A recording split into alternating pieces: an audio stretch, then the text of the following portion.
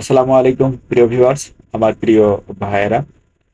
আজকে আমি আপনাদেরকে নিয়ে চলে এসেছি একটি সবুজ ঘেরা রাস্তায়। সেই নীল আকাশের নিচে আমি পথ চলেছি একা, এরকমই একটি দৃশ্য দেখানোর জন্য। আপনারা দেখতে পাচ্ছেন যে আমি চলছি একটি রাস্তা দিয়ে, তার পাশে ভ্রাম্যমান কিছু বাজার, সবজি বা ফল যেটাই বলি না কেন, সেই বাজারটি আপনারা দেখতে পেলেন।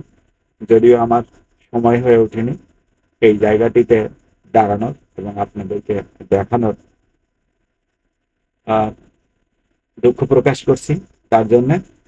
কিন্তু আমি আজকে আপনাদেরকে যেটি দেখাতে চাবো সেটি হচ্ছে, আসলে গ্রাম বাংলার দৃশ্যপট এরকমই হয়ে থাকে।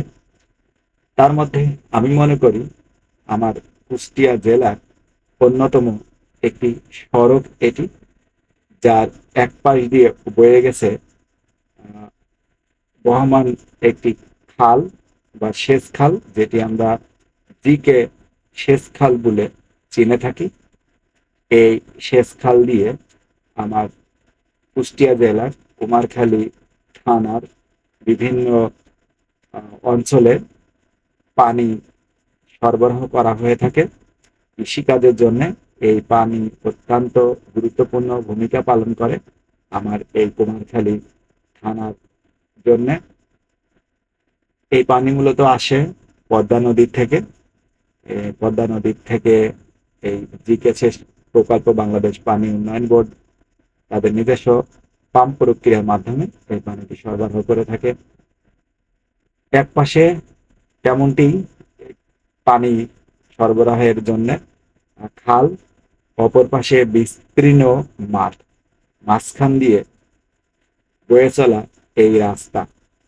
আপনারা দেখে বুঝতে পারছেন সবুজ শ্যামল ঘেরা রাস্তার যে পরিবেশ, এখানে আসলে আপনার মন প্রাণ মুগ্ধ স্বরে বলবে, আহ, কত সুন্দর পরিবেশ, কত সুন্দরই না দেখতে। আমি প্রায়শই এই রাস্তা দিয়ে চলাচল করি এবং মুগ্ধ হই এই রাস্তার পরিবেশের জন্য।